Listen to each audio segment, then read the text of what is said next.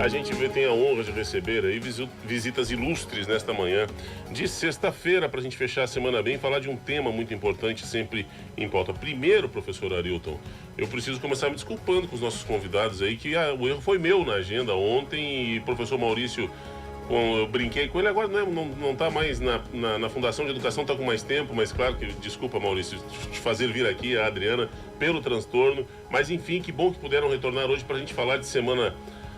Vamos falar de Semana de Consciência Negra, mas falar também do Zumbi Afro. Exato. Bom dia, bem-vindos. Obrigado pela companhia. Bom dia, Rafael. Bom dia, Arilton. Bom dia, professora Adriana. E bom dia a todos os rádio ouvintes. Rafael, segunda-feira é o dia 20 de novembro, é o Dia Nacional da Consciência Negra.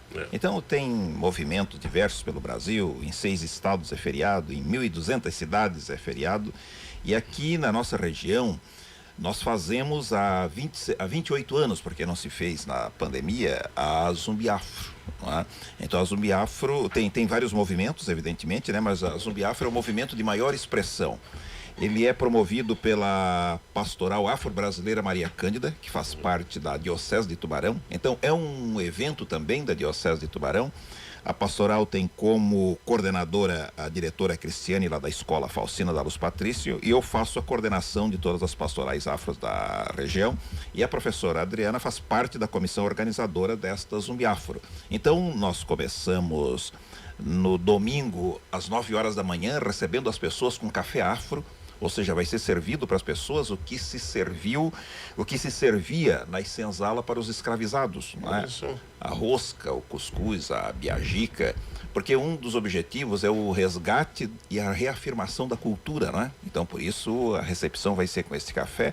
Às 9h40 nós vamos ter uma roda de conversa, onde estão convidados o professor Vanderlei e a professora Leida, que são mestres em educação. E vem também uma professora cientista de Criciúma, que inclusive foi homenageada agora na Assembleia Legislativa. E essa roda de conversa ela tem 2 linhas. Na primeira, vai orientar com clareza para as pessoas o que fazer quando for vítima de racismo. Porque às vezes as pessoas, eu fui vítima e agora falo, não falo, fico na minha e tal. Então vai ser dado passo a passo ali do que deve ser feito. E na outra linha, vão ser evidenciados os homens e as mulheres negras que deram contribuição para o desenvolvimento do Brasil, além daquilo que a gente já sabe. Então a gente já sabe da contribuição na culinária, como eu acabei de falar, da contribuição no futebol, da contribuição na música e assim por diante. Mas nós não sabemos da contribuição, por exemplo, da engenharia, dos irmãos Rebouças. As pessoas que estão me ouvindo, se tiverem curiosidade, vão lá na Wikipédia, né, ou no Google, e pesquisem lá os irmãos Rebouças. E é interessante, Arilton, que eu já viajei por esse mundo afora, já passei pelo túnel Rebouças, pela Avenida Rebouças, mas eu não sabia quem era Rebouças. Aí depois é que eu fui ver que os irmãos Rebouças foram 2 irmãos engenheiros na época do Império. Quer dizer, antes da abolição da escravatura. E a gente não aprendeu isso na nossa época, né? Na literatura, Lima Barreto, né? Eu estudei literatura no seminário. No seminário tu não tem como não tirar 10, né? Porque senão o padre te pega na orelha mesmo. Mas recentemente que eu fui descobrir que Lima Barreto é um homem negro. Então, passou-se a ideia de que os homens e as mulheres negras contribuíram apenas, como disse, no futebol, na culinária e tal. Não, tem outras contribuições, tem na engenharia, como disse, tem na literatura, tem na política e assim por diante. Então, a outra linha vai ser esta, né? Às 10 horas tem a missa afro, que segue o evangelho do dia. Ela vai ser co-celebrada por 5 padres, 3 padres negros, 2 padres brancos, não é? E qual é o diferencial? O diferencial vai estar na música, que são todas afro, cantada pelo coral do Indaial, da Nilceia, que é um coral que já faz isso muito bem, não é? A organização da missa é pelo Maneca, do Capivari, que também já faz isso muito bem. Ou seja, nós estamos buscando aqueles que já são expert nas suas áreas, não é? Então, é uma missa, além de um momento de fé muito bonita também. Ao meio-dia, o almoço, e como não poderia deixar de ser a feijoada, que a feijoada surgiu dos restos que os fazendeiros não queriam, né? Não queriam o pé do porco, o rabo do porco, jogavam fora, as pessoas escravizadas pegavam, misturavam com feijão e com arroz, dali saiu a feijoada. Motó também vem dessa linha. Isso, E às 2 da tarde, então, começa os eventos artísticos. Nós vamos ter 2 corais, tem um coral de crianças de Braço Norte e o coral da Unisul, que vão entoar músicas afro, né? Vai ter 4 grupos de dança, vem de Jaguaruna, tem 2 de Tubarão e 3 de Tubarão. Tem uma uma dançarina solo, né, ela está vindo de Florianópolis para executar esse número para nós, não é? E tem uma escritora negra de Criciúma, a Regina, que vai fazer o lançamento do seu livro. E depois a gente encerra distribuindo os troféus para aqueles que participaram e fazendo uma homenagem póstuma àquelas pessoas que já fizeram parte da pastoral, mas que faleceram. Então, tem alguns mais conhecidos e outros menos conhecidos. Por exemplo, o seu Aleixo não tem quem não conheça nessa cidade, não é? Mas tem aquelas pessoas também que não são tão conhecidas, mas que deram a sua contribuição, que elas vão receber as suas homenagens também. Então, vai ser um dia cheio, né? Que nós começamos às 9 da manhã e vamos em torno ali até de 16 horas. Das 9 da manhã até 16 horas e podendo espichar um pouco, se for o caso, se tiver um encontro bom. E tem um grupo de pagode, então com certeza alguns vão ficar um pouco mais, né? Com certeza. Que bacana. Só vamos reforçar que já tem gente perguntando que dia que vai ser. Vai ser sábado agora? Não, domingo. Domingo, dia 19, inicia às 9 horas da manhã. Tá. Ontem eu tava... Diga. Colocando a dona Adriana também na conversa. Dona Adriana na conversa, como gerente de educação, mas como integrante aí dessa comissão. Adriana, a importância de valorizar... Ontem eu estava vendo uma entrevista com a Djamila Ribeiro. Opa! É uma grande... escritora, e hoje eu digo uma pensadora desses nossos dias. Exato. E a Djamila trouxe algo que eu não sabia, ela dizendo que o ciclo pós-escravidão no Brasil foi tão cruel que eu não sabia em relação à família dela, não em relação à crueldade do ciclo, mas ela foi tão cruel que mesmo que outras cidadãos de outras origens, né, italianos, alemães, vieram para o Brasil e não tiveram apoio, mas ganharam uma terra, não teve o financiamento que prometeram, tiveram que lutar pelo seu espaço, uma gente que passou muito trabalho, sim, mas não foram escravos e ganharam, bem ou mal, ganharam um pedaço de terra ali para tocar. E o escravo, além de 300 anos de escravidão, que vai saber o quanto isso incute na cultura, né, na sequência dos filhos, no criar os filhos, em não saber passar uma semente de empreendedorismo e não saber passar uma orientação, né, porque era escravo, não tinha direito a nada. E aí a gente fica imaginando, além disso, não ganhou nada. Tá, beleza, terminou a escravidão. E agora, né? E vai para onde, faz o quê? Então acabou seguindo meio escravo, meio serviço, uma coisa sem valorização. E a Djamila, que me chamou a atenção, Adriana, ela dizendo que ela é a primeira mulher, a primeiro ente da família, primeiro que concluiu o ensino superior.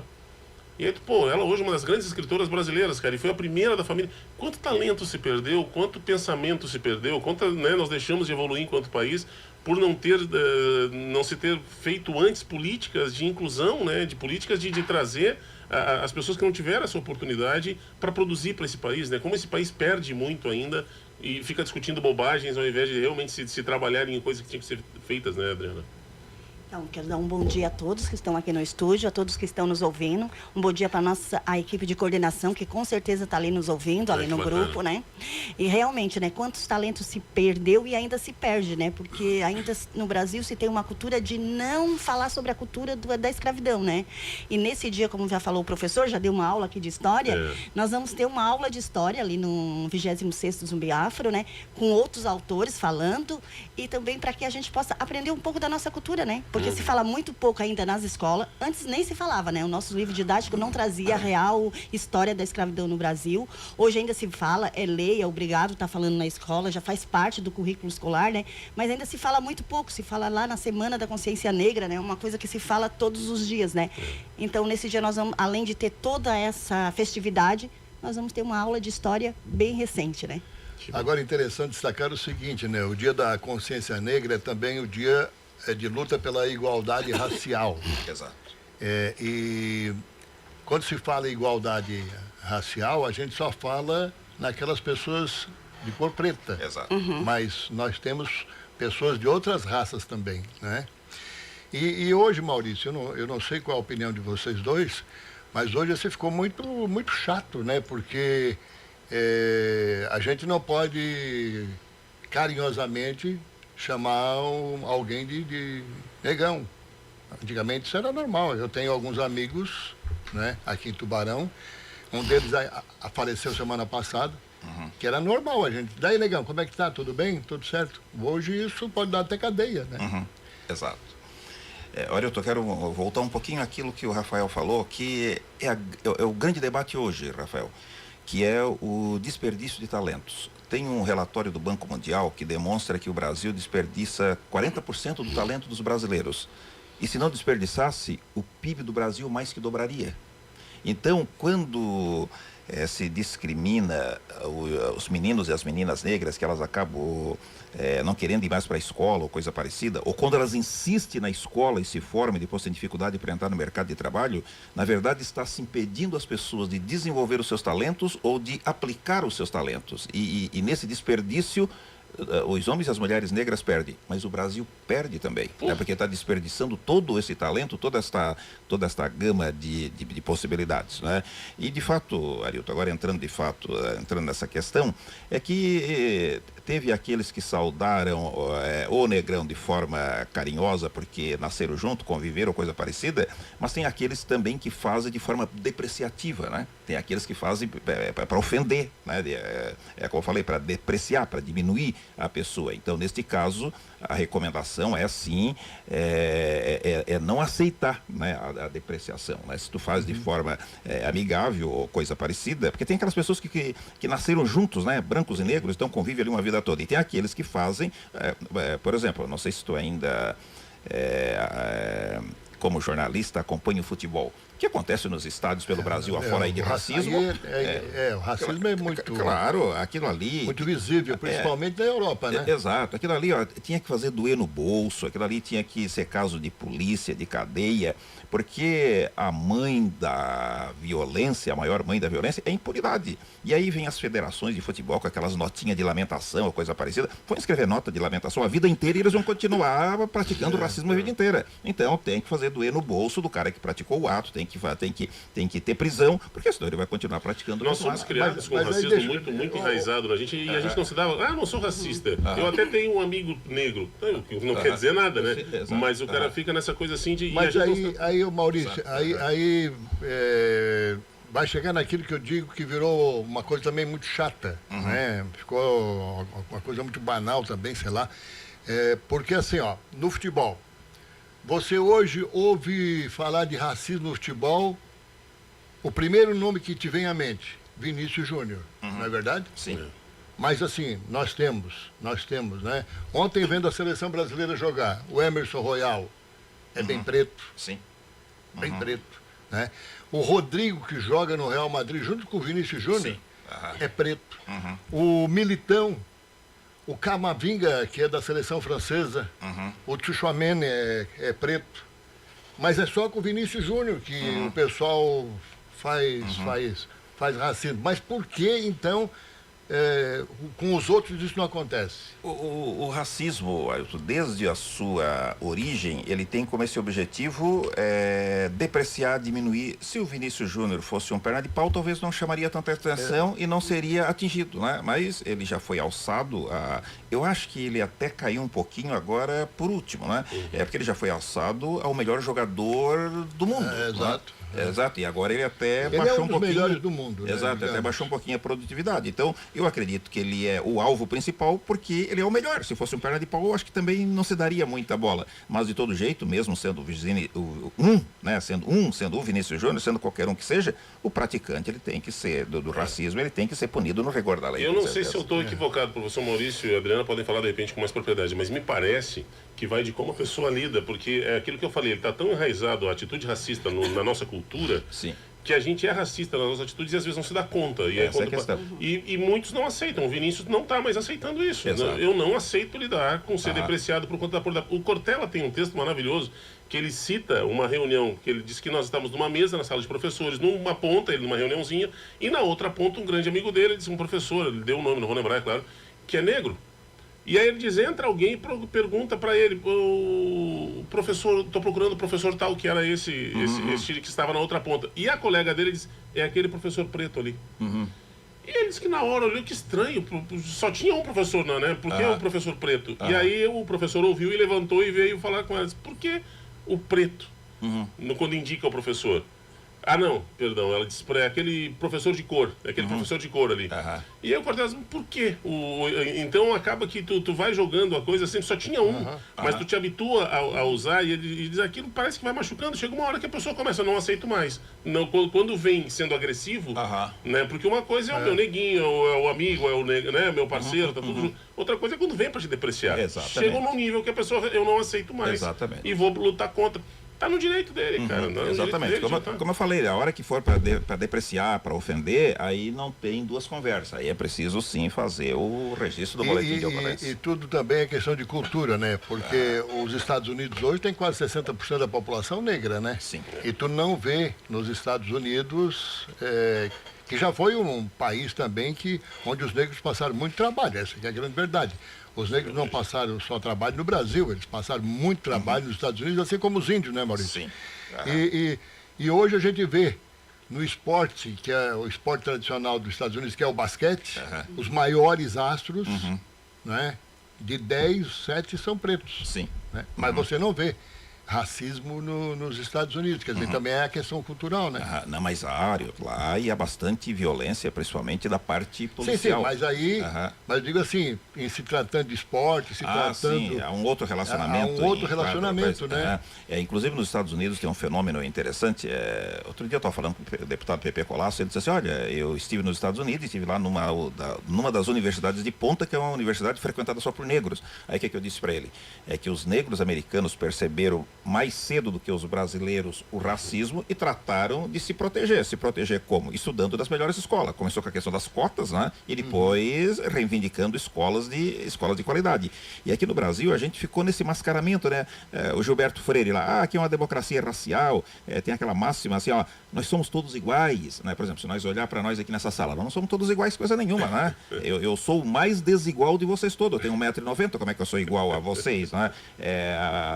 Eu sou negro, vocês são brancos, então nós não somos todos iguais coisa nenhuma, nós somos todos diferentes e precisamos ser respeitados com as nossas diferenças. Claro. Mas então o que aconteceu? No Brasil a gente foi tapeando para não entrar no assunto e acaba que muitos negros também não se deram conta da necessidade do quilômetro a mais, de reivindicar mais escola boa, coisa parecida. Os negros americanos não, eles perceberam logo e já foram buscar a compensação. Ó.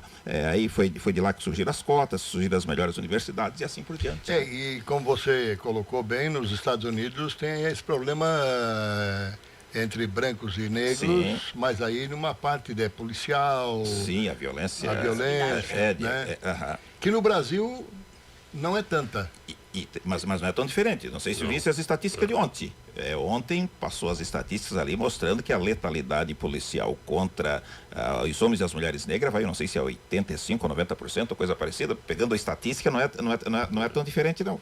É mais ou menos na mesma linha. O Al Gore, né, uma vez disse em palestra no Brasil que a diferença é que o racismo nos Estados Unidos, o negro leva o tiro na cara, no Brasil é o tiro nas costas. A gente não tem coragem de assumir o racismo. Exato. A gente tenta tapear e usa arte. E não, nos Estados Unidos o racismo é mais claro, é uma coisa mais, né? Exato. Ainda existem instituições racistas, ainda existe Sim, a Ku Klux Klan tá lá.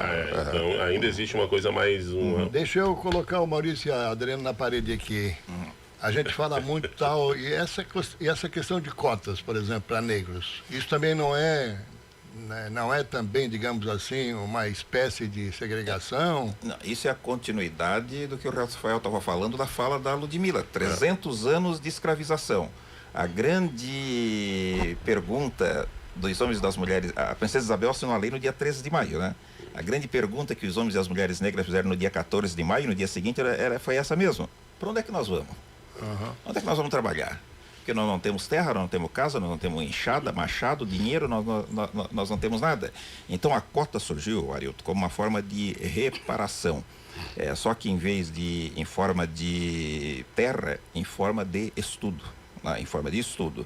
E ontem eu fiz parte de um debate lá no Capivari, e é isso mesmo. A cota como terra antigamente, eu estudo hoje. Então, o que permeou o debate ontem? A escola. Né? Vamos todos ter que ir cada vez mais e com mais afinco para a escola. Então, a cota ela surgiu para isso, como uma forma de reparação a esses 330 anos de escravização. É que eu acho que é muito difícil para o catarinense perceber isso, a maioria, porque Santa Catarina não teve grandes populações escravas, assim. A gente teve assim, núcleos, mas, por exemplo, diferente de estados como no Nordeste, como Bahia, Pernambuco, enfim, que foram 80% da população vem dos escravos, né?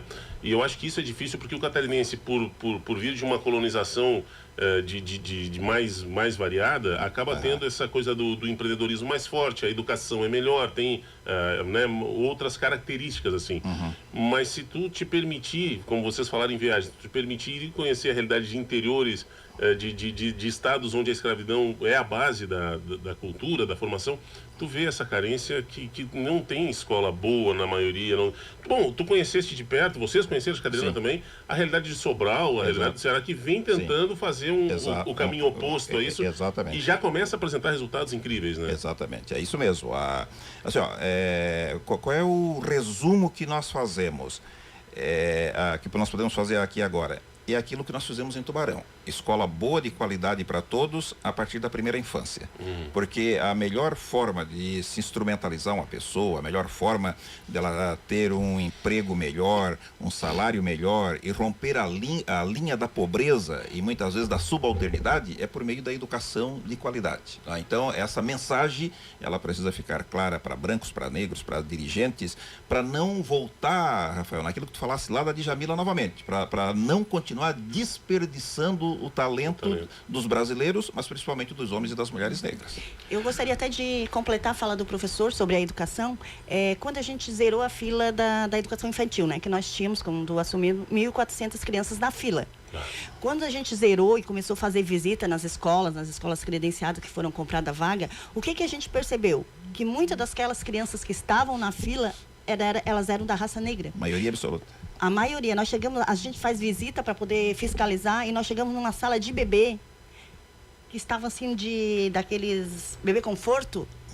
Acho que tinha uns 10 bebês da raça negra. Então, eles estavam ali na espera de uma vaga, porque não tinha cota para eles. Então, eles ficaram na fila durante muito tempo, aguardando, né? E hoje nós estamos... Esse ano é o primeiro ano, é o ano que nós vamos formar as crianças que entraram, aqueles bebezinhos que eu vou lá e digo, aquelas criancinhas que a gente viu ali, né?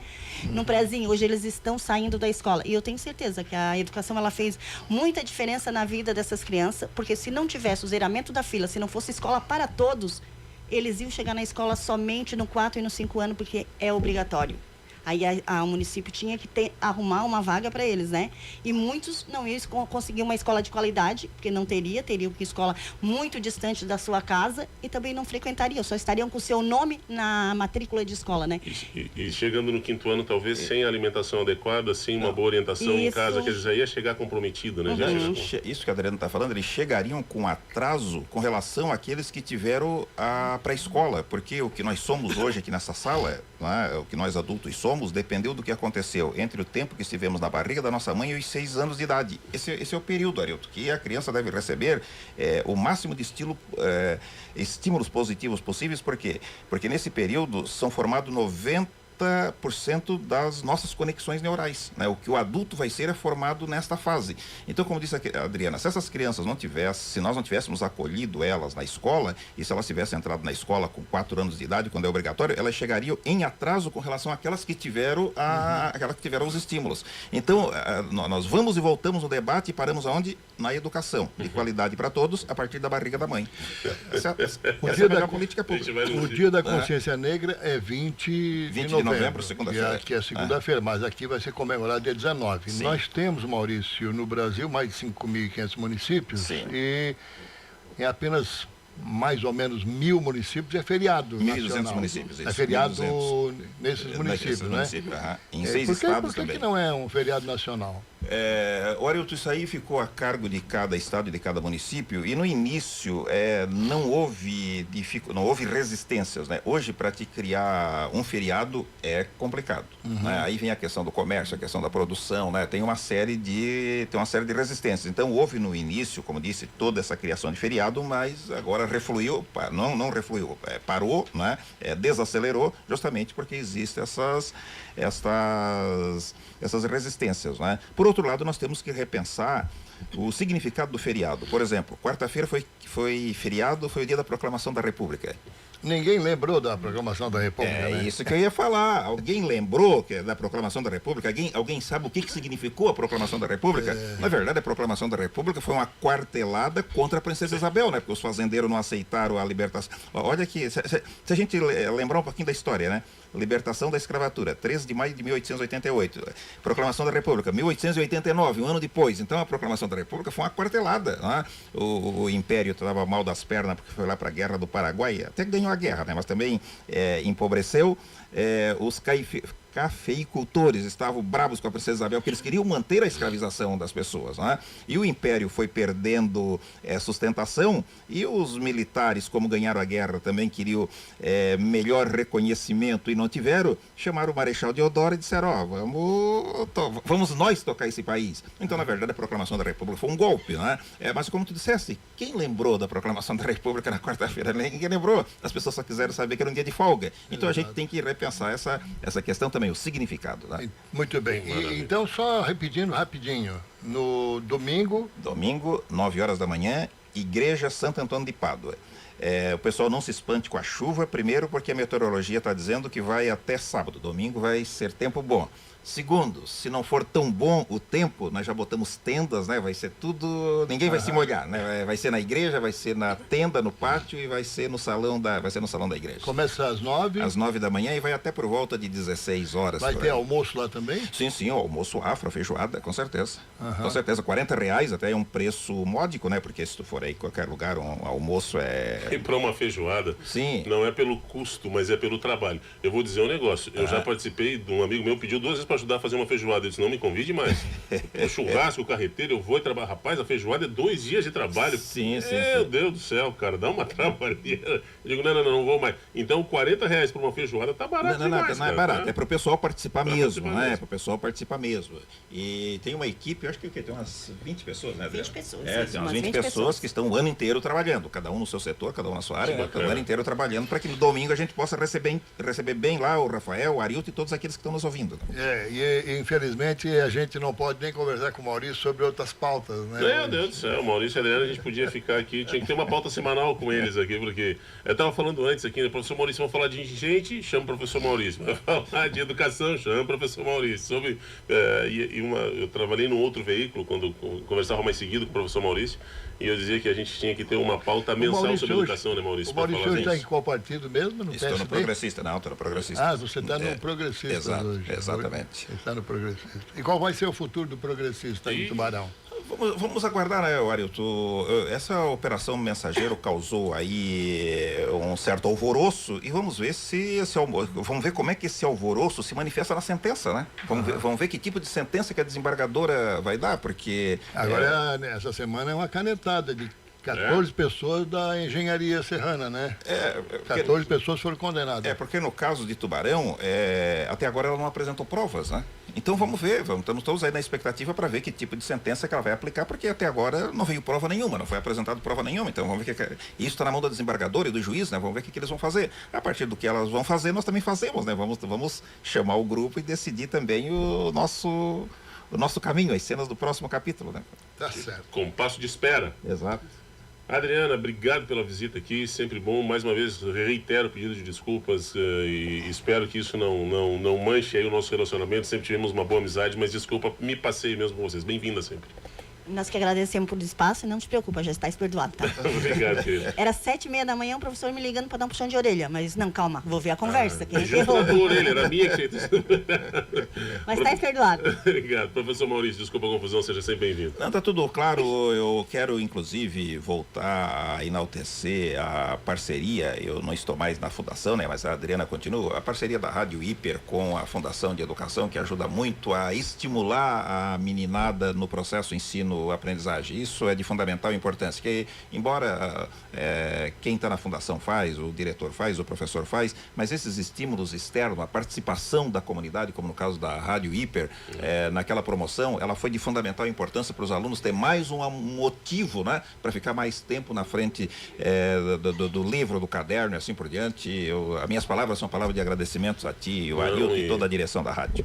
Além de agradecer em nome da rádio, do jornalismo, da parceria, eu quero agradecer pessoalmente, assim, porque poder conhecer a realidade, no primeiro ano foram 14 escolas, né? No segundo a gente diminuiu um pouco. Exato. Mas conhecer 14 escolas, ao menos um pouquinho, estar lá dentro e ver a realidade do dia a dia é enriquecedor para a gente. A gente sai com várias sensações, né? Algumas de querer abraçar a causa e poder se dedicar mais, outras de gratidão por conhecer e muito, muito de felicidade em ver que Tubarão consegue oferecer uma educação mais próxima do que a gente acredita que seja ideal, né? De todos na sala.